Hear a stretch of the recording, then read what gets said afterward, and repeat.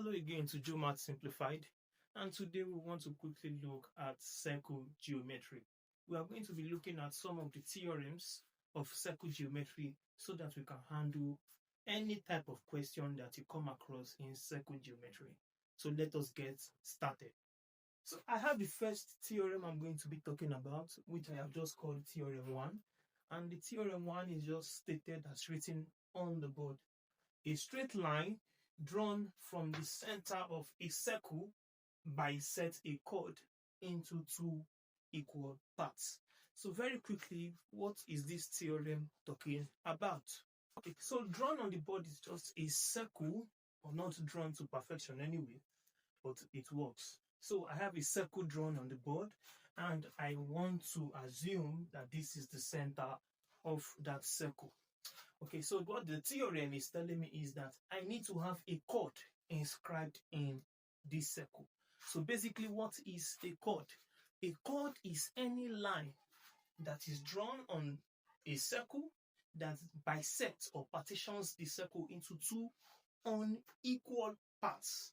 Okay, so what a chord does is that it bisects that circle into two unequal parts. So if I have a line drawn on the circle like this, of course, that line becomes a chord because it partitions this circle into two unequal halves. So this we have the bigger part of the circle at this other side and the smaller part of the circle on this other side. So that is what a chord is. So I have a circle, and of course I have inserted a chord in my circle. This line is my chord. It partitions the circle into two unequal parts. From Theorem 1, it states that if I have a straight line drawn from the center of the circle to the chord, so I have a line drawn this way. Okay, so this is a line drawn from the center of the circle to the chord.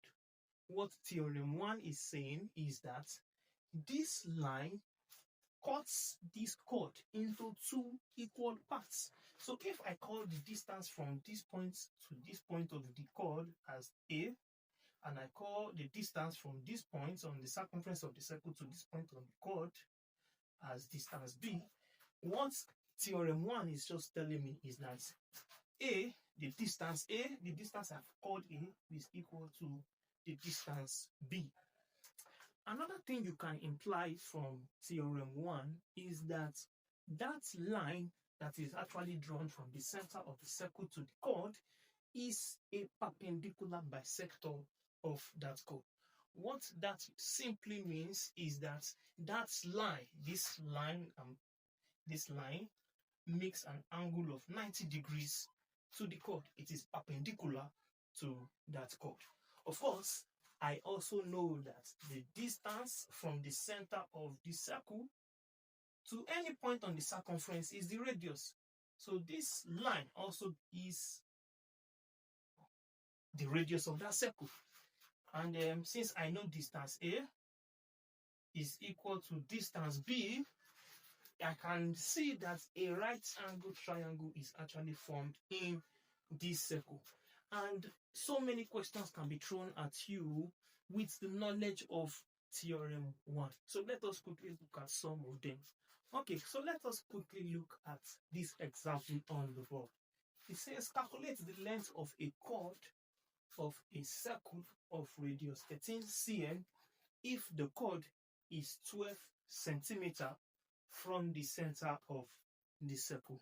This is an example of a question that can be given to you based off your knowledge of Theorem 1. So how do we solve something like this? Let us look at it together. I would advise that you draw a diagram or a sketch of what is happening or what is being described well from the question, so you have a feel of how to solve this question. So I have a circle.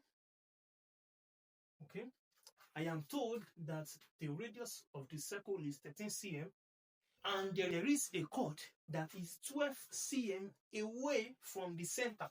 So if this is the center of the circle, I have a chord that is 12 centimeters away from the center. So the distance from the center to this point is 12 cm.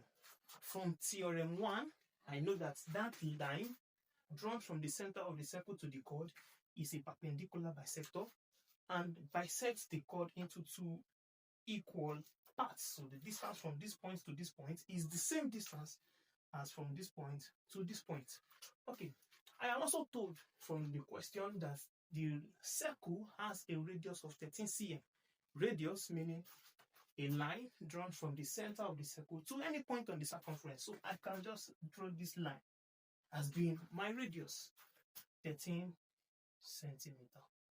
Of course, just like I said previously, a right angle triangle is formed, and it is very, very simple to solve using the Pythagoras theorem. So from the Pythagoras theorem, I can just say from the right angle triangle that is formed inside that circle, 13 being the radius, 12 being the distance from the center to this point of the chord, 13 square equals to 12 square plus x square. And of course, to get x becomes very simple. I just collect like terms. 13 square being 169 equals to 144, 12 square plus x square. This becomes 169 minus 144 equals to x square. Collect like terms. I can say x square is 25, 169 minus 144. And simply taking square root of both sides, x becomes the square root of 25, and x is equal to 5 cm, yes, 5 centimeter. Okay, so this 5 centimeter actually gives me the distance from this point of the chord to this point. But what do I know from Theorem 1? They are partitioned into two equal parts. So the distance running through from this point to this point, it will be the same distance from this point to the other point. So what becomes the length of that chord? The length of that chord is going to be twice this distance I have called x. So my answer becomes the length